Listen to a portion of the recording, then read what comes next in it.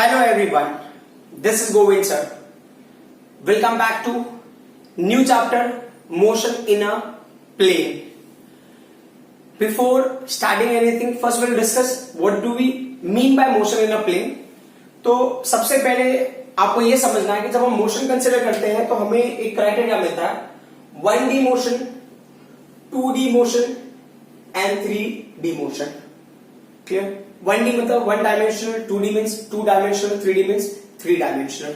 ये हमने मोशन या स्ट्रेट लाइन में भी डिस्कस किया हुआ कि 1 डायमेंशनल में क्या होता है कि जब मोशन ना किसी स्ट्रेट लाइन में होता है, ठीक है, along a line when motion will take place is called as 1 dimensional motion. वो किसी भी एक्सिस पे हो, एक्स एक्सिस पे वो मोशन हो, वाई एक्सिस पे वो मोशन हो, जेड एक्सिस पे मोशन हो, वो इन बिटवीन ही क्यों ना हो, बट कैसा है ना कि अगर वो एक पर्टिकुलर एक्सिस पे है या एक पर्टिकुलर लाइन पे ही मैं कंसिडर कर रहा हूं तो उस कंडीशन में क्या होगा, वो होगा motion in a straight line.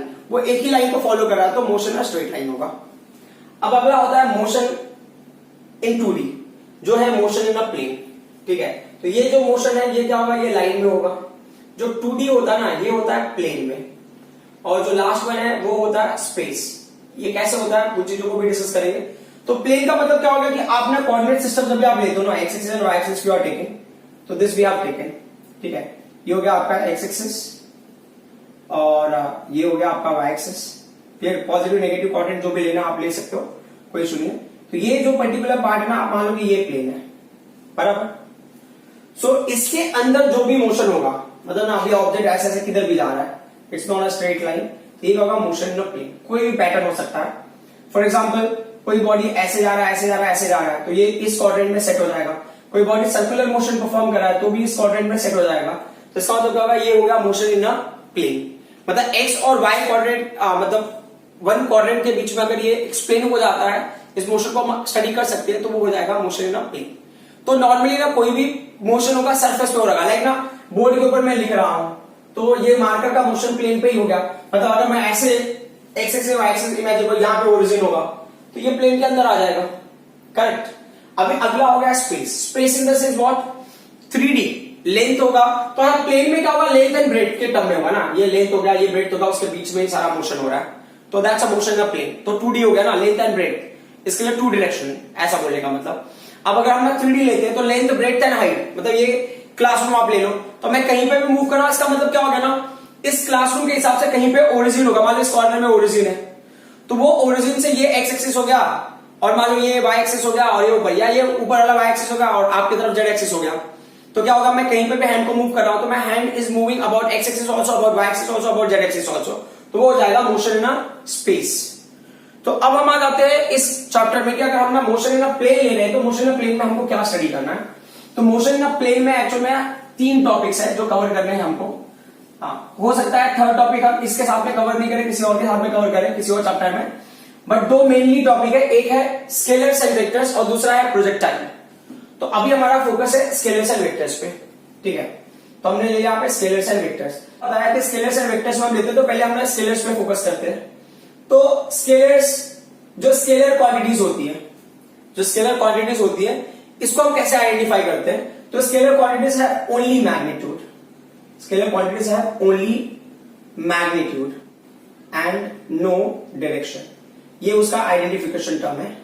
ठीक है, इसका मतलब क्या होता है कि फॉर एग्जांपल, अच्छा मैग्नीट्यूड यहां पे क्या रिप्रेजेंट करता है ना, अगर आप मैग्नीट्यूड वर्ड लेते हो ना, मैग्नीट्यूड यहां पे क्या होगा ना, ये होगा मैग्नीट्यूड का मतलब होगा number with unit, number plus unit. आपको यूनिट लेना ही है तभी तो उस क्वांटिटी का कोई मतलब होगा, अदरवाइज वो क्वांटिटी नहीं होगी ना, वो नंबर होगा जस्ट. तो अगर नंबर विद यूनिट है विदाउट एनी डायरेक्शन तो वो क्या होगा, मैग्नीट्यूड होगा. फॉर एग्जाम्पल, अगर मैं एग्जाम्पल ले रहा हूं तो जैसे अभी मैंने ले लिया मास. ठीक है, अभी मास में किसी ने बताया कि 2 kg, तो देखो ये नंबर होगा, यूनिट होगा, तो ये 2 kg क्या होगा, मैग्नीट्यूड होगा. तो ये अगर 2 kg मैग्नीट्यूड है और इसको हम सिर्फ इतना ही इंफॉर्मेशन रिक्वायर्ड है, तो मतलब have only magnitude no direction, scalar direction की रिक्वायरमेंट नहीं है. तो ये कौन सी क्वांटिटी हो गई, स्केलर क्वांटिटी हो गया. अब अगर आपको लेना है तो आप ले लो स्पीड, ले लो स्पीड. स्पीड किसी ने दिया है 4 मीटर पर सेकेंड, तो स्पीड वापस ये क्या है, ये मैग्नीट्यूड है. क्लियर. और इसके लिए कोई डायरेक्शन स्पेसिफाइड नहीं है, तो इसका मतलब क्या होगा, ये स्केलर क्वांटिटी हो गया. और अगर आपको लेना है तो सबसे बेस्ट एग्जांपल है वर्क का। तो जो वर्क होता है, आपने 10 जूल वर्क किया फॉर एग्जांपल, किसी ने 10 जूल वर्क डन, तो आपने कितना वर्क किया उसके लिए कोई डायरेक्शन नहीं होता है, ठीक है, उसके लिए सिर्फ मैग्नीट्यूड की रिक्वायरमेंट होती है। तो जो स्केलर्स क्वांटिटी होते हैं उनके पास सिर्फ होगा मैग्नीट्यूड एंड नो डायरेक्शन। और जो मैग्नीट्यूड का मतलब क्या हो गया, वो वैल्यूज होंगे विद यूनिट। देखो यूनिट वो एंड में भी एसोसिएटेड होगा तो कोई इशू नहीं है, बट हमें क्या करना है कि एक्चुअल में ये तो नंबर ही हो गया, एक हिसाब से देखा तो नंबर को ही हम मैग्नीट्यूड पे फोकस करें, बट क्या होता है उसका मीनिंग जो आएगा कब आएगा, जब वो यूनिट के साथ में एसोसिएट होगा। Is that clear? अब हम आ जाते हैं दूसरे टर्म पे, वेक्टर्स में। तो वेक्टर्स में अगर आप देखते हो तो वेक्टर्स का क्या होता है, vectors have, so vectors are those quantities which have, so vectors have magnitude as well as direction, have a magnitude as well as direction।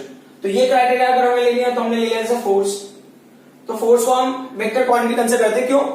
क्योंकि नहीं 100 न्यूटन फोर्स अगर किसी बॉडी पे एक्ट हो रहा है, 100 न्यूटन फोर्स, क्लियर, बट क्या होगा 100 न्यूटन फोर्स इन ईस्ट, तो क्या होगा, ये वैल्यू भी हो गया और उसका डायरेक्शन भी हो गया। तो जब तक डायरेक्शन नहीं दोगे उसका कोई मतलब नहीं है ना, वो सिर्फ मैग्नीट्यूड की वैल्यू को ही स्पेसिफाई करा। लाइक आपने बोला सिर्फ 100 न्यूटन, तो इसका मतलब क्या हो गया कि आपने फोर्स की वैल्यू बता रहे हो only in terms of magnitude, but force को एक स्पेसिफिक डायरेक्शन में आप अप्लाई करोगे।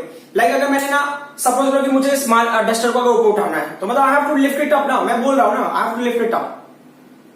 अगर किसी ने बोला ना लिफ्ट दैट डस्टर या पुश दैट ऑब्जेक्ट, तो पुश करना है कौन से डायरेक्शन में पुश करना है, वो भी स्पेसिफाइड होगा ना कि कौन से डायरेक्शन में पुश करना है। अभी पुश का मतलब नहीं है कि आपने कहीं पे भी उसको फोर्स एक्सर्ट करना स्टार्ट कर दो। सो एक पर्टिकुलर डायरेक्शन में, मतलब जिस डायरेक्शन में भी आप अप्लाई करोगे फोर्स, एक डायरेक्शन से ही एसोसिएट होगा ना। अगर आप पुश भी कर रहे हो या पुल कर रहे हो, तो पुल करोगे तो अपनी तरफ कर रहे हो या किसी और डायरेक्शन में कर रहे हो, तो डायरेक्शन तो एसोसिएटेड ही होगा, दूसरा ऑप्शन नहीं है। अब यहां पे एक और टर्म होता है कि स्पीड जो होता है ना, ये वेक्टर टर्म में कन्वर्ट हो सकता है कब, जब इन्होंने सेम वैल्यू दिया वेलोसिटी के टर्म में होगा, तो ये होगा 4 मीटर पर सेकेंड इन नॉर्थ, ठीक है। तो जब इन्होंने क्या किया, स्पीड को विद डायरेक्शन मेंशन कर देंगे तो स्पीड किसमें कन्वर्ट हो जाएगा, वेक्टर क्वांटिटी में, दैट इज वेलोसिटी। तो अच्छा, स्पीड और वेलोसिटी से एक और मुझे समझ में आ रहा है कि हम ये भी ले लेते हैं, एक टर्म होता है डिस्टेंस। डिस्टेंस इन्होंने बोला है कि 40 मीटर, जैसे इन्होंने बोला है कि कोई बॉडी में 40 मीटर डिस्टेंस ट्रेवल कर रहा है, कोई ऑब्जेक्ट 40 मीटर डिस्टेंस ट्रेवल कर रहा है, डायरेक्शन स्पेसिफाई नहीं किया है, तो वो स्केलर क्वांटिटी होगा, दैट इज डिस्टेंस। बट अगर इन्होंने मेंशन कर दिया कि अ बॉडी हैज ट्रैवल्ड और object has travelled 40 metre in south, ठीक है, या टुवर्ड साउथ होगा या इन साउथ होगा, तो ये क्या हो जाएगा, ये क्वांटिटी हो जाएगा आपका डिस्प्लेसमेंट, ये हो जाएगा वेक्टर क्वांटिटी, क्लियर। तो चलो ठीक है, हमने इमेजिन कर लिया कि चलो ये वेक्टर क्वांटिटीज है। अब हमें देखना है कि वेक्टर को हम रिप्रेजेंट कैसे करते हैं, हाउ डू वी रिप्रेजेंट, है ना। तो ये रिप्रेजेंटेशन ऑफ वेक्टर, ये बहुत ही इंपॉर्टेंट पॉइंट है, रिप्रेजेंटेशन ऑफ वेक्टर, ठीक है।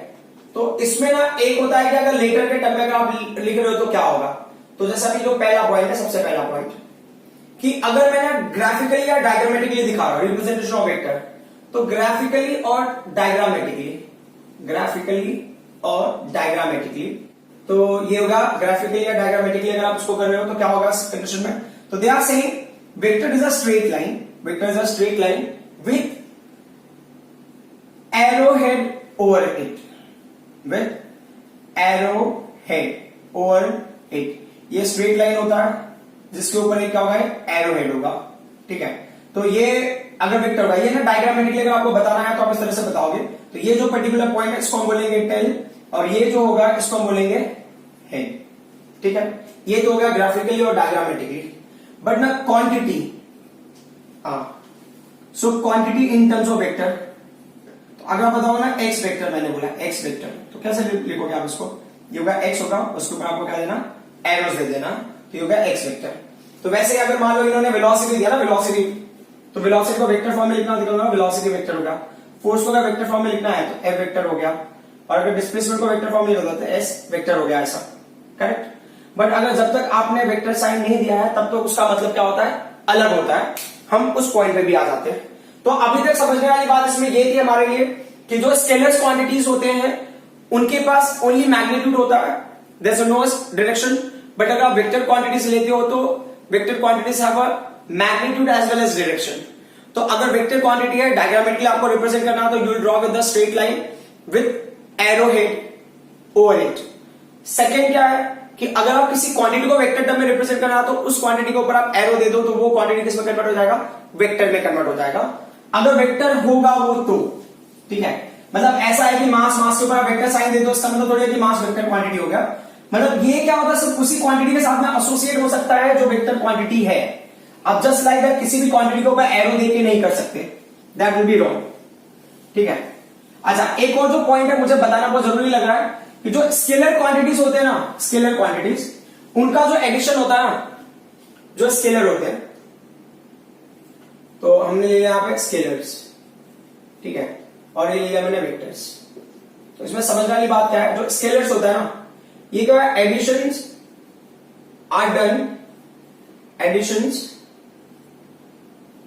Are done by ordinary laws of algebra. जो ऑर्डिनरी लॉ है वो यूज करके, लाइक ना जो एडिशन सब्ट्रैक्शन जो नॉर्मली आप करते हो। लेकिन वेक्टर में क्या होता है, additions are done by special laws of vector addition, special laws of vector addition, ठीक है। ये लॉ ऑफ वेक्टर एडिशन एक स्पेसिफिक लॉ है, उसको यूज करके हम क्या करते हैं, वेक्टर्स को ऐड करते हैं। और एक और पर्टिकुलर पॉइंट है जो आपको समझना है, जो स्केलर होता है ना, ये क्या होगा, changes due to change only in magnitude, changes due to change in magnitude only, due to change in magnitude only. सिर्फ मैग्नीट्यूड चेंज होगा तभी ये चेंज होगा, changes due to change in magnitude only.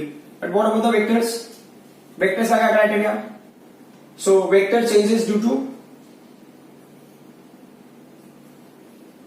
Change in either, अभी क्या change होगा, either magnitude, correct, comma direction, और both of them. तो या तो सिर्फ ना मैग्नीट्यूड चेंज हो गया तो भी वेक्टर चेंज हो जाएगा, या सिर्फ डायरेक्शन चेंज होगा तो भी वेक्टर चेंज हो जाएगा, और अगर दोनों चेंज हो रहा है तो वेक्टर चेंज होगा ही होगा। तो ये सबसे इंपॉर्टेंट पॉइंट है जो हमको पता होनी चाहिए, क्योंकि जब हम ना वेक्टर में आगे बढ़ेंगे तो इन चीजों को ही हमें यूज करना है। जैसे अगर आपको याद होगा ना, सर्कुलर मोशन में क्या होता है, ठीक है, हमने इतने डिटेल में डिस्कस तो नहीं किया है, लेकिन फिर भी मैं बता देता हूं समझने के लिए कि जब भी सर्कुलर मोशन होता है, हो सकता है ना v का वैल्यू क्या है ना, ये कांस्टेंट है, बट यहाँ पे वेलोसिटी अलग है, यहाँ पे डायरेक्शन ऑफ वेलोसिटी अलग है, यहाँ पे डायरेक्शन ऑफ वेलोसिटी अलग है, यहाँ पे डायरेक्शन ऑफ वेलोसिटी क्या है, अलग है। तो डायरेक्शन वेलोसिटी का चेंज हो रहा है, मतलब डायरेक्शन वेलोसिटी का मतलब ये पार्टिकल का डायरेक्शन चेंज हो रहा है, the direction of particle is changing. v constant होने के बाद भी उसकी वेलोसिटी क्या होगी, कांस्टेंट नहीं होगी, उसका वेलोसिटी क्या होगा, चेंज होता रहेगा, क्योंकि सिर्फ डायरेक्शन चेंज हो रहा है, but the magnitude is what, constant. तो मैग्नीट्यूड कांस्टेंट है बट डायरेक्शन चेंज हो रहा है, तो भी वेक्टर को आप क्या करोगे, चेंज कंसिडर करोगे। अब हम आ जाते हैं अगले पॉइंट पे जो ना बहुत ही इंपॉर्टेंट है हमारे लिए। सो अब होता है हमारे लिए क्या है ना, वेक्टर, एक होता है पोजीशन वेक्टर, पोजीशन वेक्टर। तो ये पोजीशन वेक्टर क्या है, क्यों पोजीशन वेक्टर की हमें जरूरत पड़ेगी, तो अब हमने ले लिया पोजीशन वेक्टर। अब पोजीशन वेक्टर क्या होता है, तो ये क्या करें कि अगर आप किसी पार्टिकल का पोजीशन लेते हो तो उसके लिए ना रेफरेंस पॉइंट जो होगा ना, वो क्या होगा, ओरिजिन होगा of any coordinate, this coordinate system. तो ये जो ओरिजिन होगा ना, ये क्या होगा, उसका रेफरेंस पॉइंट होगा। आपने यहां पे ऐसे ले लिया, ये ठीक है। तो अब देखो, ये अगर मान लो ना ये O है और ये पॉइंट A है, तो अब अगर मान लो इसको पोजीशन वेक्टर के हिसाब से रिप्रेजेंट करो तो ये OA वेक्टर हो गया। तो अब मैं इसको ना OA वेक्टर भी लिख सकता हूं। OA वेक्टर क्या हो गया, पोजीशन वेक्टर। अच्छा, जैसा मैंने बताया ना कि वेक्टर जो होता है ये टेल वाले पॉइंट को और हेड वाले पॉइंट को भी लिख के आप अगर वेक्टर साइन देते हो तो भी चलेगा, या उस हिसाब से रिप्रेजेंट करना है तो आप उसको लिख लो कि ये एक्स वेक्टर हो गया। इसका मतलब जो OA वेक्टर है उसको मैं अगर वन लेटर टर्म में रिप्रेजेंट करना है तो मैं लिख दिया एक्स वेक्टर। आप अज्यूम कर सकते हो, या नहीं तो आप जो है उस स्ट्रेट लाइन का जो टेल वाला पॉइंट है वो ले लेना है, और जो एरो वाला पॉइंट है, हेड वाला पॉइंट है, वो ले लेना है। तो टेल से हेड की तरफ उस ऑर्डर में लिख के अगर आप एरोस दे देते तो वो भी क्या होगा, वेक्टर हो जाएगा। तो क्या होगा, OA vector is what, position vector. अब हो सकता है कि ना कोई दूसरा पार्टिकल होगा, तो दूसरा पार्टिकल होगा B, तो उसका पोजीशन वेक्टर इसके हिसाब से तो हो गया OB वेक्टर, क्लियर। तो ये हो गया OB वेक्टर, अंडरस्टूड। तो क्या होगा, इनका क्या फिक्स है, इनका जो ओरिजिन है ना, इनिशियल पॉइंट है वो फिक्स है, ठीक है। इसके ऊपर भी हमें आना है तो मैं अभी बता देता हूं। एक होता है ना फिक्स्ड वेक्टर, तो ये जो पोजीशन वेक्टर होता है, पोजीशन वेक्टर ना, इनको हम ना फिक्स्ड वेक्टर में काउंट करते हैं, this is called the fixed vector. Fixed vector क्या होता है, फिक्स वेक्टर में क्या होता है, इनिशियल पोजीशन या इनिशियल पॉइंट और यू कैन से टेल जो होता है वो क्या होता है, इज फिक्स्ड। ठीक है, जो पोजीशन वेक्टर होता है उनका इनिशियल पॉइंट और जो टेल होता है दैट इज फिक्स्ड। तो यहां पे क्या है कि जो इसका इनिशियल पॉइंट है वो फिक्स्ड है, इसके लिए इसको क्या बोल सकते हैं, फिक्स्ड वेक्टर भी बोल सकते हैं।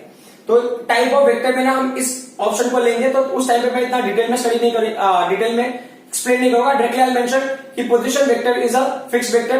क्यों फिक्स्ड वेक्टर है, एज यू कैन सी इसका जो टेल होगा वो क्या होगा, एक फिक्स पॉइंट होगा, that is not going to change. तो यहां पे ना जो हेड है वो अलग अलग वेक्टर के लिए चेंज हो सकता है, बट जो सभी वेक्टर का टेल होगा वो क्या होगा, फिक्स होगा। एक होता है फ्री वेक्टर होता है। फ्री वेक्टर में क्या होता है कि ना उसमें कोई भी क्राइटेरिया नहीं है। अगर चलो ठीक है मैं बता रहा हूं तो मैं बता ही देता हूं। एक फिक्स वेक्टर होता है, दूसरा होता है फ्री वेक्टर। तो फ्री वेक्टर में क्या होता है, फ्री वेक्टर में क्या होता है, जो इनिशियल पॉइंट है या जो टेल होता है वो फिक्स नहीं होता है। तो इसके एग्जाम्पल में आप क्या ले सकते हो, इसके एग्जाम्पल में आप ले सकते हो velocity. Velocity can be the example, like कोई ऑब्जेक्ट है 4 मीटर पर सेकेंड से इस डायरेक्शन में जा रहा है, तो क्या होगा, इस डायरेक्शन में जा रहा है 4 मीटर पर सेकेंड, तो ये यहां से ऐसे जा सकता है। मान लो अगर ये इस डायरेक्शन है तो यहां से भी स्टार्ट हो सकता है, यहां से भी स्टार्ट हो सकता है, यहां से भी स्टार्ट हो सकता है, यहां से भी स्टार्ट हो सकता है। Only criteria is that magnitude of velocity has to be constant and the direction suppose to be constant. बाकी वो कहीं से भी स्टार्ट हो जाए तो वो क्या होगा, वो होगा फ्री वेक्टर। तो जो टाइप ऑफ वेक्टर में ये दो टाइप है, तो मेरे हिसाब से मैंने अभी एक्सप्लेन कर दिया, तो उस टाइम पे इसके बारे में थोड़ा सा डिस्कस कर लूंगा। सो अब हम आ जाते हैं टाइप्स ऑफ वेक्टर पे। Now you can see I have written certain terms on the right hand side of the board. So these are basically vector, equal vectors, negative of a vector, modulus of a vector or magnitude of vector, unit vector, fixed vector, free vector, collinear vector, coplanar vectors, co-initial vectors and co-terminus vectors.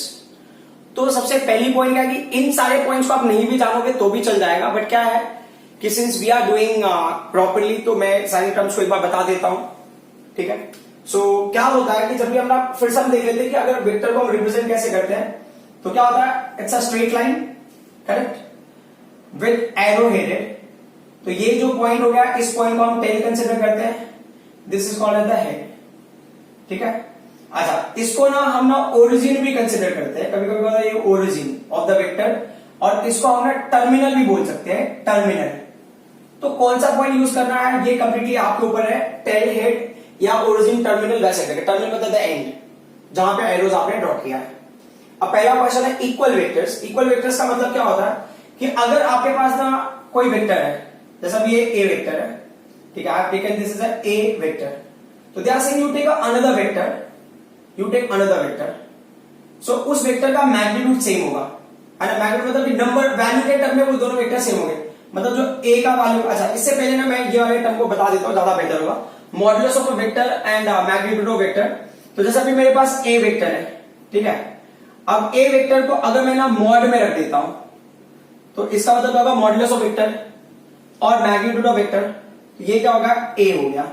तो ये जो values है ना, ये क्या है, ये इसका ट्रांसफॉर्मेशन हो गया, मतलब ए को अगर मैंने इस टर्म में कन्वर्ट कर दिया तो ये ए वेक्टर है, ये ना वेक्टर है, और ये क्या होगा, मैग्नीट्यूड ऑफ वेक्टर, ये ए वेक्टर का मैग्नीट्यूड। तो ए के टर्म में लिख दिया मतलब ना मैंने चीजों को मैग्नीट्यूड के टर्म में लिख दिया, या मैंने ए वेक्टर को मॉड में रख दिया मतलब मैंने चीजों को मैग्नीट्यूड में लिख दिया। तो ये क्या बोले, मैग्नीट्यूड मतलब ना वैल्यूज, लाइक ना 40 मीटर पर सेकंड, 30 मीटर पर सेकंड सेम डायरेक्शन में जा रहे होंगे, समझ में आ रहा है। 40 मीटर पर सेकंड पहले का वेलोसिटी, दूसरे का वेलोसिटी 40 मीटर पर सेकंड। मैंने 40 न्यूटन फोर्स लगाया, किसी और ने भी 40 न्यूटन फोर्स लगाया किसी और ऑब्जेक्ट पे, तो दोनों के लिए मैग्नीट्यूड की वैल्यू सेम हो गई। तो वैसे ये ए वेक्टर है, तो अब यहाँ पे क्या होगा, ये बोल रहे हैं यहाँ पे ये बी वेक्टर है, बट इसका क्या डायरेक्शन होगा मैं बता रहा हूं।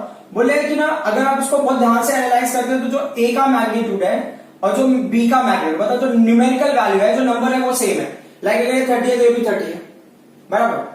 और इसको अगर आपको लिखना है तो आप क्या लिख सकते हो, ए इक्वल टू बी भी लिख सकते हो। तो ये क्या बोल रहे हैं कि ये ऐसा दो वेक्टर जिनका ना मैग्नीट्यूड सेम है ना, ऐसे वेक्टर जिनके मैग्नीट्यूड सेम है, सो सेम मैग्नीट्यूड, एंड अगर दोनों के डायरेक्शन भी सेम है, सेम डायरेक्शन, ठीक है, अगर दोनों के मैग्नीट्यूड सेम है और सेम डायरेक्शन है तो वो दोनों वेक्टर क्या हो सकते हैं, इक्वल वेक्टर हो सकते हैं। तो इक्वल वेक्टर्स, अब ऐसा कंपल्सरी नहीं है, तो इनको हम ना पैरेलल भी बोल सकते हैं, ऐसे कंडीशन होता है पैरेलल, ये हो सकता है कि बी वेक्टर यहां पे भी हो, बी वेक्टर ऐसे भी हो सकता है ना, इन दैट सेम लाइन, तो भी आप इसको क्या कंसीडर करोगे, सेम मैग्नीट्यूड हो गया, सेम डायरेक्शन हो गया, और ये वेक्टर क्या हो जाएंगे, इक्वल वेक्टर हो जाएंगे। तो सेम डायरेक्शन में अगर दोनों जा रहे हैं, हो सकता है पैरेलल हो या अलोंग द सेम लाइन हो, कोई फर्क नहीं पड़ता। अब जो दूसरा पॉइंट है वो क्या बोला उन्होंने, negative of a vector, negative of a vector, ये ना फर्स्ट वाले को मैंने कवर किया। नेगेटिव ऑफ अ वेक्टर को देख लेते हैं। नेगेटिव ऑफ अ वेक्टर क्या होता है, नेगेटिव ऑफ वेक्टर में इन्होंने बोला कि आपके पास कोई एक वेक्टर है जो मैग्नीट्यूड में, जिसका मैग्नीट्यूड ए है, और आप डायरेक्शन दे देते हो तो हो जाएगा ए वेक्टर, ठीक है। आप क्या बोल रहे हैं कि आपने एक दूसरा वेक्टर है जिसका ना मैग्नीट्यूड ना ए के इक्वल है ना, ये बी वेक्टर है, ठीक है। तो ये क्या बोल रहे हैं कि जो मैग्नीट्यूड होगा ना ए वेक्टर का और जो बी वेक्टर का मैग्नीट्यूड है वो क्या है, दोनों सेम है, मैग्नीट्यूड में कोई चेंज नहीं है, दोनों का डायरेक्शन अलग है। तो इसका मतलब क्या हो गया कि जो बी का वैल्यू है वो ए के इक्वल होगा, बट जब आप एरोज लोगे ना, जब आप वेक्टर टर्म में, तो ए क्या होगा, माइनस। इसका मतलब क्या हो गया कि जो बी वेक्टर है वो नेगेटिव ऑफ ए वेक्टर है, समझ में आ रहा है। B vector is this vector is negative of A vector. तो अब अगर ना वो ऑपोजिट डायरेक्शन में जा रहा है and with the same magnitude of any vector, then that vector is assumed to be the negative of the vector with which we are comparing. Modulus of vector आपको समझ में आ गया, मैग्नीट्यूड ऑफ वेक्टर आपको समझ में आ गया, ऐसे हो गया। अब अगला आता है यूनिट वेक्टर। ये फर्स्ट पॉइंट को कवर किया आपने, यहां पे ये सेकंड पॉइंट के लिए हो गया और ये थर्ड पॉइंट के लिए होगा। अभी यूनिट वेक्टर का देख लेते हैं, यूनिट वेक्टर का क्या स्टोरी है। तो यूनिट वेक्टर में देखो, अभी ना जैसा मैंने बताया कि आपको वेक्टर को हमेशा जरूरी नहीं कि आप एक ही लेटर में रिप्रेजेंट करो, तो मैं इसके लिए ना थोड़ा सा अलग एग्जांपल लेना चाहता हूं कि आप इमेजिन करो कि कोई बॉडी ना ए पे है और वो बॉडी बी तक जाती है, बराबर। तो इसका जो वेक्टर फॉर्म है ना, वेक्टर, इसका वेक्टर क्या होगा, what is the vector for this one. तो मैंने इसके वेक्टर को क्या ले लिया, इसका वेक्टर हो गया ए बी वेक्टर, ये इसका वेक्टर वैल्यू हो गया। उसका मैग्नीट्यूड क्या होगा, what is the magnitude value, इसका जो मैग्नीट्यूड, तो ओवरऑल अगर एक ही चीज होगा तो इसका मैग्नीट्यूड क्या होगा, ये mod of A B vector होगा, और ये क्या हो सकता है, ए बी हो सकता है, क्लियर। अब अगर ये यूनिट वेक्टर बोल रहा है तो यूनिट वेक्टर का मतलब क्या होता है ना, फिक्स्ड डायरेक्शन, फिक्स्ड डायरेक्शन या स्पेसिफिक डायरेक्शन, मतलब एक पर्टिकुलर डायरेक्शन में ही इंडिकेट करेगा with the one unique value, मतलब उसका जो सबसे स्मॉलेस्ट वैल्यू होगा उसका, वो स्मॉलेस्ट वैल्यू कौन से डायरेक्शन में, लाइक फॉर एग्जांपल ना 1 centimetre, 1 centimetre on which axis X axis, 1 centimetre on which axis Y axis, 1 centimetre on which axis Z axis. तो अभी 1 सेंटीमीटर हमारे स्केल पे है, किसी और स्केल पे जो मिनिमम जो यूनिट की वैल्यू होगी वो ना कुछ अलग हो सकता है। तो ये बोल रहे हैं कि जो यूनिट वैल्यू है, जो स्मॉलेस्ट वैल्यू है वो लेना आपको, और एक स्पेसिफिक डायरेक्शन में, तो वो बताएगा ये वैल्यू इस डायरेक्शन में एक्ट हो रहा है तो पूरा वेक्टर उसी डायरेक्शन में एक्ट होगा, ठीक है। तो जैसे कि अभी ना आपके पास है 4 न्यूटन है, तो 4 न्यूटन तो टोटल वैल्यू होगी, तो आपको बताना है कि 4 न्यूटन ईस्ट में लग रहा है, तो जो ईस्ट है ना, ईस्ट डायरेक्शन, तो वो हो गया फिक्स डायरेक्शन हो गया, वो फिक्स डायरेक्शन है ना, वो यूनिट वेक्टर का डायरेक्शन हो गया। बट ना उस फिक्स डायरेक्शन में क्या होगा, एक यूनिट वैल्यू होगा, मतलब उससे आप 4 को मल्टीप्लाई करो, तो 4 into 1 unit vector, 4 into 1 unit vector, 1 unit vector को जब आप 4 को मल्टीप्लाई करोगे तो उस डायरेक्शन में वेक्टर की वैल्यू आपको मिलेगी। तो जैसे अभी यहां पे ये बता रहे हैं कि अगर यूनिट वेक्टर मैंने लिया तो यहां पे यूनिट वेक्टर को कैसे रिप्रेजेंट करोगे, how are you to represent unit vector. ये बोल रहे हैं यहां पे यूनिट वेक्टर हो जाएगा ए बी, और उसके ऊपर ये है यूनिट कैप, तो इसको पढ़ेंगे हम, क्या पढ़ेंगे, A B unit cap, so इसको या A B cap, A B cap अगर आपने पढ़ा तो हो गया, या A B unit cap, clear. तो ये हो जाएगा यूनिट वेक्टर। अब यूनिट वेक्टर का ना फॉर्मूला है, तो यूनिट वेक्टर का फॉर्मूला क्या होता है वो देख लेते हैं। तो यहां पे देखो, तो यूनिट वेक्टर का क्या फॉर्मूला है, यूनिट वेक्टर का फॉर्मूला होता है vector upon magnitude, vector upon magnitude. तो अगर मान लो मैं ए बी वेक्टर का यूनिट वेक्टर ले रहा हूं तो A B unit cap is equal to क्या हो जाएगा, A B vector upon A B, और यही चीज को क्या लिख सकते हैं, A B vector upon mod of A B vector, clear. या अगर इसको दूसरे टर्म में होगा, अगर ये 1 1 वेक्टर टाइप होगा, लाइक ए वेक्टर का यूनिट वेक्टर का मुझे लिखना है, ए वेक्टर का यूनिट वेक्टर मुझे लिखना है, तो मैं क्या लिखूंगा यहाँ पे, A unit vector is equal to what, A vector upon A, और ए यूनिट वेक्टर, अच्छा ये बहुत सारे और हो गए, आप समझ ही जाओगे इसका मतलब क्या है ना। तो ये है ए वेक्टर अपॉन क्या होगा, मॉड ऑफ ए वेक्टर, तो ये हो गया आपका यूनिट वेक्टर। देखो फिक्स्ड वेक्टर का हमने डिस्कस किया था, फिक्स्ड वेक्टर क्या होता है, fixed vector is a vector whose initial position will be fixed, initial position fixed होगा, तो फिक्स्ड वेक्टर होगा। और फ्री वेक्टर क्या होता है, फ्री वेक्टर में क्या होगा, इसका पोजीशन वेक्टर एग्जांपल आएगा फिक्स वेक्टर का। और ये जो फ्री वेक्टर है, क्या फ्री वेक्टर में क्या होगा, इनिशियल पोजीशन फिक्स नहीं होता है, बट ना डायरेक्शन और मैग्नीट्यूड क्या रहेगा, सेम रहेगा। फॉर एग्जांपल वो कहीं से भी स्टार्ट करे, उसकी वैल्यू में कोई वेरिएशन होगा, लाइक वेलोसिटी वेक्टर, वो कहीं से भी स्टार्ट करे, एक पर्टिकुलर डायरेक्शन में जा रहा है विद सेम मैग्नीट्यूड, तो उसका वेलोसिटी वेक्टर क्या होगा, सेम रहेगा। अब अगला होगा कोलिनियर वेक्टर। कोलिनियर वेक्टर के लिए ना आपको समझना बहुत जरूरी है। कोलिनियर वेक्टर मैंने ना अभी ये सारी चीजों को मैंने रब क्यों नहीं किया, वो आप समझ जाओगे। तो ये है कोलिनियर वेक्टर का भी एग्जांपल की तरह काम करेगा। कोलिनियर वेक्टर में क्या होता है कि if two vectors are parallel, if two vectors are parallel or along the same line, then those two vectors are supposed to be collinear vector irrespective of, ठीक है, ये सेम हो सकता है और a vector may not be equal to magnitude of b vector, ठीक है, इनका मैग्नीट्यूड सेम नहीं भी हो सकता है, तो इनके पास क्या होता है, सेम डायरेक्शन होता है। तो जो कोलिनियर वेक्टर्स होते हैं, collinear vectors, they have same direction, same direction. अब वो सेम डायरेक्शन किस फॉर्म में हो सकता है, सेम डायरेक्शन हो सकता है अलोंग सेम लाइन, ठीक है, अलोंग सेम लाइन में हो सकता है और पैरेलल में हो सकता है, ठीक है। अब यहां पे ना स्टोरी में छोटा सा ट्विस्ट है, ये क्या बोलते हैं कि जो ये आपने कोलिनियर वेक्टर ली है, तो ये पैरेलल भी हो सकता है, एंटी पैरेलल भी हो सकता है, पैरेलल भी हो सकता है और एंटी पैरेलल भी हो सकता है, ठीक है।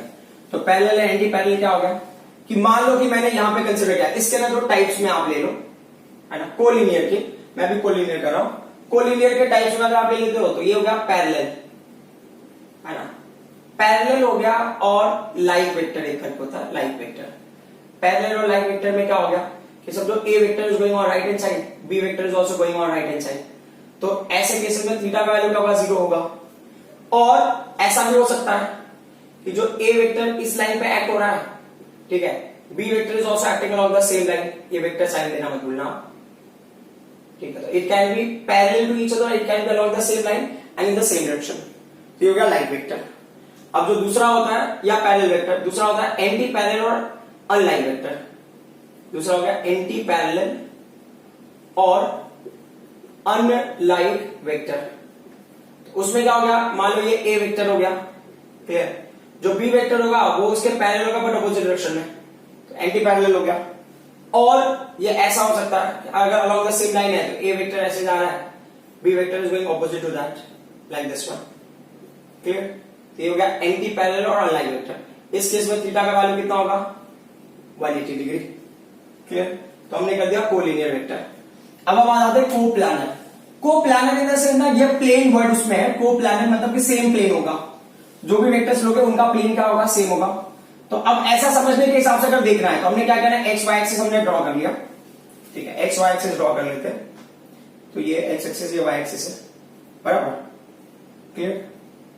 ये एक्स एक्सिस ले लिया आपने, वाई एक्सिस ले लिया। अभी इसी प्लेन के अंदर ही आपने क्या किया, एक वेक्टर ऐसे ड्रॉ किया, ये ए वेक्टर हो गया और यहां पे क्या होगा, ये बी वेक्टर हो गया। ये दोनों वेक्टर को प्लानर वेक्टर हो सकते हैं क्योंकि ये ना इस प्लान के अंदर है, प्लेन के अंदर है। या ऐसा भी हो सकता है कि मतलब अगर ये 3 होगा तो मान लो यहाँ पे सी वेक्टर भी आ गया, तो ये भी इससे अंदर ही आ रहा है, क्लियर। तो ये भी हो सकता है coplanar vector, clear. And the next one is the coinitial vector. Coplanar का को इनिशियल, को इनिशियल मतलब ना कॉमन इनिशियल पॉइंट। तो जितने भी वेक्टर होंगे ना, जितने भी वेक्टर, जैसे अभी ये भी को प्लानर को इनिशियल वेक्टर हो सकता है। को इनिशियल वेक्टर में क्या होता है कि आपका एक वेक्टर इधर जा रहा है, ये ए वेक्टर, ये आपका बी वेक्टर इधर जा रहा है, ठीक है, सी वेक्टर इधर जा रहा है, हाँ, बट सभी वेक्टर का जो इनिशियल पॉइंट है वो क्या है, फिक्स है। तो जो टेल होगा ना, tail, common tail and different heads, common tail और डिफरेंट हेड्स और डिफरेंट टर्मिनल्स। सो अगर कॉमन टेल होगा, common tail and different heads और टर्मिनल्स, तो ऐसे वेक्टर को क्या बोलेंगे हम लोग, को इनिशियल वेक्टर्स। अभी अगला है ना को टर्मिनस वेक्टर्स। को टर्मिनस वेक्टर्स का मतलब क्या होगा ना, वेक्टर्स अलग अलग जगह से आ रहे हैं, ठीक है, और एक पर्टिकुलर पॉइंट पे आके मिल रहा है, मतलब उनका जो टर्मिनल पॉइंट है ना वो क्या होगा, कॉमन होगा। Got it. सो अगर ना कॉमन हेड और टर्मिनल, ठीक है, एंड डिफरेंट क्या होगा, डिफरेंट टेल्स, ठीक है, डिफरेंट टेल्स होंगे सबके, बराबर, बट जो हेड होगा वो क्या होगा, कॉमन होगा। तो ऐसे वेक्टर को हम क्या कंसिडर करेंगे, को टर्मिनस वेक्टर्स कंसिडर करेंगे। तो अब जितने भी टाइप के वेक्टर्स होते हैं वो ऑलमोस्ट हमने जनरली थोड़ा बहुत करके हमने अंडरस्टैंड कर लिया। अब एक होता है ना जीरो वेक्टर और नल वेक्टर। अब जीरो वेक्टर नल वेक्टर का स्टोरी थोड़ा ना ज्यादा इंपॉर्टेंट हो जाता है हमारे लिए, क्योंकि ये क्या कहते हैं कि अगर मैंने लिया जीरो वेक्टर, ये होगा जीरो वेक्टर, क्लियर। तो जीरो वेक्टर की स्टोरी क्या है, जीरो वेक्टर हो गया और इसको आपने नल वेक्टर भी बोल सकते हो। तो ये क्या होता है, इसका ना एग्जिस्टेंस हमें इमेजिन करना पड़ता है कि ये एग्जिस्ट हो रहा है। फॉर एग्जांपल आपके पास ए वेक्टर है, क्लियर, माइनस बी वेक्टर है, fine. If mod of A vector is equal to mod of B vector, तो ये क्या है, ये तो फाइनली सिंप्लीफाई करके जीरो होगा, बराबर। मतलब प्रॉब्लम क्या है इस केस में कि वेक्टर को सेपरेट करने के बाद आपको वेक्टर नहीं मिलेगा, तो आप इस जीरो के ऊपर क्या करोगे, आप ऐसे वेक्टर साइन दे दोगे। तो इसी को हम क्या बोलते हैं, जीरो वेक्टर। थोड़ा सा स्ट्रेंज लग रहा होगा जीरो के ऊपर वेक्टर साइन देना, बट इसका मतलब होता है। और ये क्या हो सकता है ना, इट क्या हुआ, आर्बिट्रेरी डायरेक्शन, मतलब ये किसी भी डायरेक्शन में हो सकता है। जीरो है तो कोई स्पेसिफिक डायरेक्शन नहीं है ना, वो 30 degree 40 degree 50 degree east west north south कहीं पे भी हो सकता है, वो हमको पता नहीं है, क्यों, क्योंकि ये जीरो वेक्टर है। जीरो वेक्टर में कोई स्पेसिफिक डायरेक्शन नहीं है। तो ये हो गया आर्बिट्रेरी, इसका क्या होगा, डायरेक्शन हो जाएगा। Is that clear. अब हम आ जाते हैं दूसरा पॉइंट, जो जीरो वेक्टर है हमको समझ लेते हैं कि अगर आप किसी वेक्टर को ना आप जीरो वेक्टर से ऐड करते हो तो सेम वेक्टर की वैल्यू आएगी, क्लियर। दूसरा क्या बोला है कि अगर आपने किसी वैल्यू को जीरो वेक्टर से अगर आपने मल्टीप्लाई कर दिया, वेक्टर आएगा, क्लियर। तो ये दो पॉइंट ना हमें क्लियर होना चाहिए कि अगर आप किसी नंबर के साथ में ऐड करते हो जीरो वेक्टर को, तो वो किसी वेक्टर के साथ में, तो उस वेक्टर पे कोई फर्क नहीं पड़ता। बट अगर आप किसी के साथ में जीरो वेक्टर को मल्टीप्लाई करते हो, किसी मैग्नीट्यूड को, तो वो क्या हो जाएगा, जीरो वेक्टर में कन्वर्ट हो जाएगा। तो this points are very important, इनको हम यूज करेंगे। जीरो वेक्टर कहां यूज होगा, कैसे यूज होगा, हम देखेंगे विद रिस्पेक्ट टू टाइम, ठीक है। अब ये क्या होता है कि अगर दो वेक्टर है तो दो वेक्टर के बीच में एंगल हो सकता है, correct. If there are two vectors then two vectors can have angle with each other. तो अब वो एंगल कैसे हम मेजर करते हैं, ठीक है। सो ये बहुत ही इंपॉर्टेंट पॉइंट है। सो एंगल बिटवीन वेक्टर्स अगर वो थीटा है तो ये क्या है, तो ये हो गया एंगल बिटवीन, ये हो गया angle between vectors at tails, ठीक है, और एट हेड्स।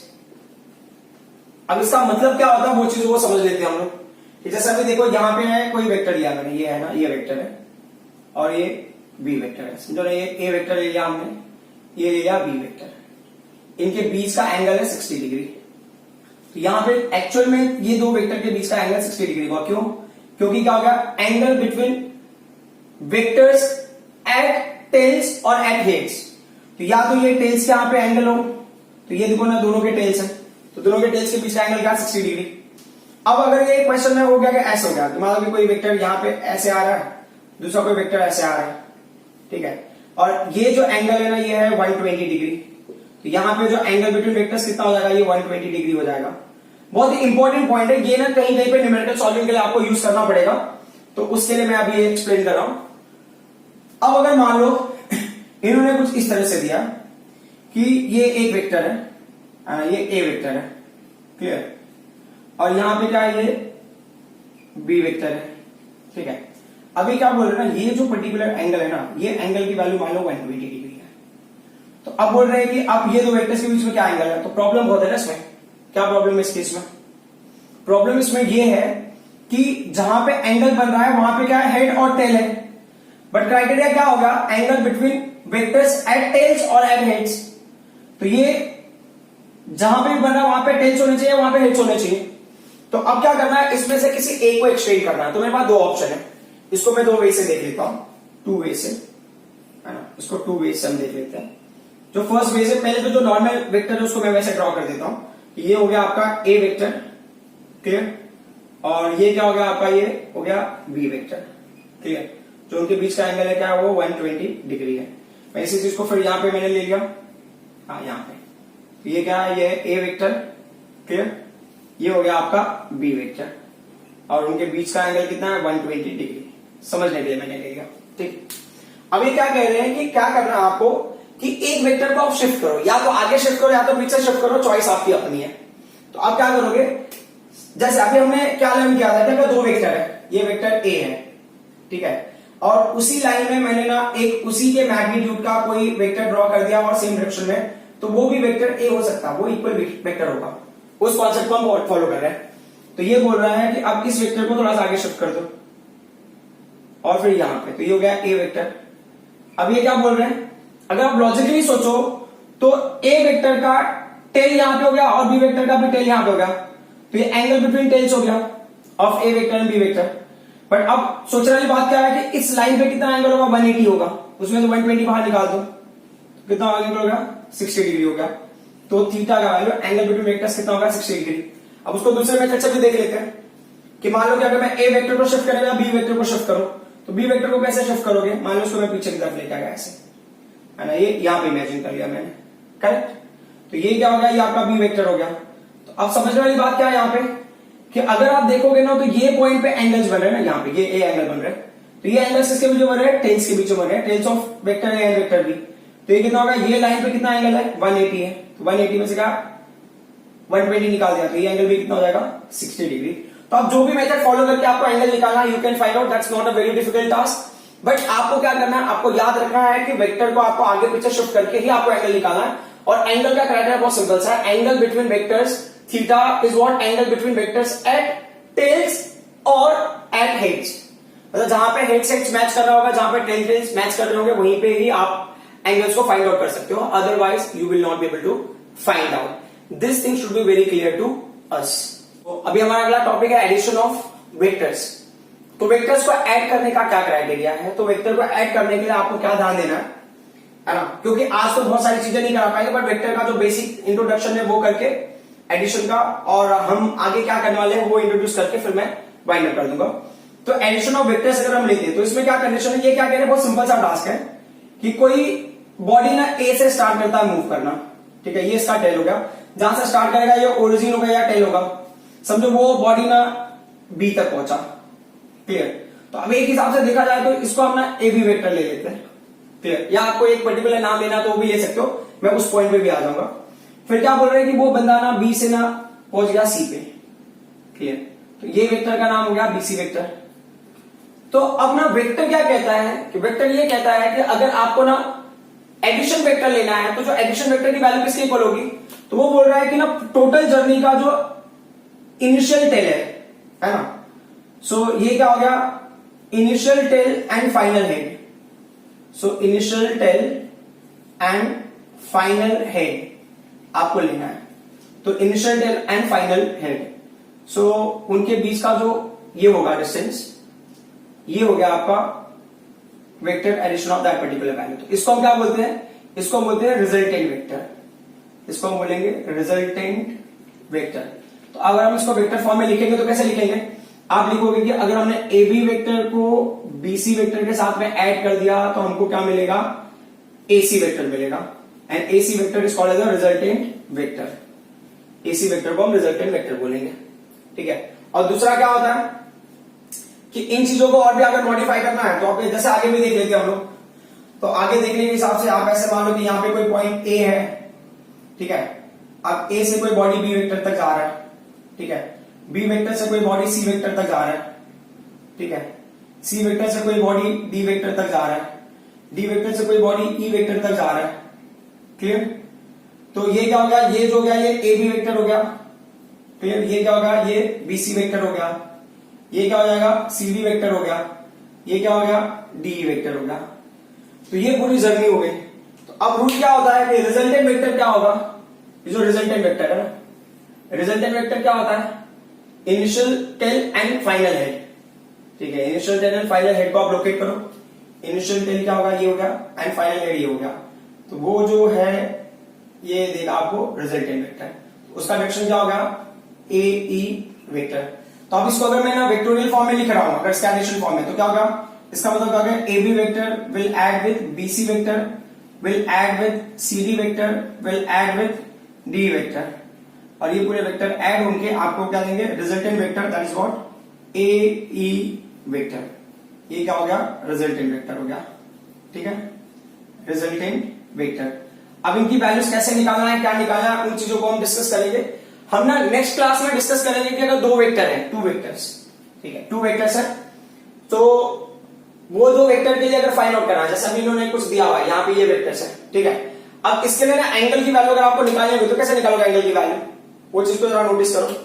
यहाँ पे एंगल की वैल्यू क्या होगा, इस वेक्टर को आप थोड़ा आगे शिफ्ट करोगे, करेक्ट ना, यहाँ पे, तो ये हो गया आपका, ये हो गया आपका ए बी वेक्टर, क्लियर, और इनके बीच का एंगल हो गया, इज दैट क्लियर। सो अब अगर मान लो कि ना इनको मैं ना दो रिलेटेड टर्म में अगर रिप्रेजेंट करता हूं, लाइक अगर ये मेरा वेक्टर हो गया, ए वेक्टर हो गया, करेक्ट, और ये मेरा क्या होगा, बी वेक्टर हो गया वैल्यू, इज दैट क्लियर। तो अब इसको ऐसा हमने अरेंज किया, करेक्ट, तो ये वैल्यू कितना हो जाएगा, ये हो गया ए वेक्टर, यहां पे आ गया, तो ये हो गया एंगल, और ये उसका क्या है, रिजल्टेंट वेक्टर है। तो अब ये क्या बोल रहे हैं कि ऐसे वेक्टर को अगर आपको सिंप्लीफाई करना है तो कैसे सिंप्लीफाई करोगे, दैट इज वेरी इंपॉर्टेंट। ऐसे वेक्टर्स को सिंप्लीफाई करना है तो कैसे सिंप्लीफाई करोगे, तो इसके लिए एक फॉर्मूला होता है, ये बोलते हैं जो रिजल्टेंट वेक्टर जो आर है ना, वो क्या होगा, अंडर रूट ऑफ, एक होगा जो फर्स्ट वेक्टर का मैग्नीट्यूड है रेज टू 2, फिर जो सेकंड वेक्टर का magnitude raise to 2 plus 2 times first vector का मैग्नीट्यूड सेकंड वेक्टर का magnitude into cos theta, theta is what angle between those two vector, है ना। ये फॉर्मूले से ही पूरा कॉन्सेप्ट हमारा क्या होगा, चेंज हो जाएगा, और ये है revolutionary you can say formula for the vector numerical. इसके बेसिस पे हम ना वेक्टर के काफी सारे न्यूमेरिकल करेंगे, जहां पे ना दो तीन वेक्टर्स एक साथ में वर्क कर रहा होगा और हमको रिजल्टेंट फाइंड आउट करना होगा कि रिजल्टेंट वैल्यू क्या होगी। तो नेक्स्ट क्लास में हम लोग डेरिवेशन करेंगे, इस फॉर्मूले को डिराइव करेंगे, और will try to solve few numerical based on that. Okay, I hope whatever I explain you people understood. अभी आज की क्लास में हमने बहुत ज्यादा चीजें तो नहीं करी है, बट ना these are the basic concepts before going for vector numerical. So vector करने से पहले ये चीजें हमें क्लियर होनी चाहिए। सो आई थॉट कि पहले मैं बेसिक करा देता हूं। नेक्स्ट क्लास में we will start with the derivation. Vector ये ट्रायंगल के लिए होगा, ऐसे बहुत सारे लॉज होते हैं वेक्टर के, उन लॉज के हिसाब से हमें क्या करना, आगे बढ़ना है। Thank you very much.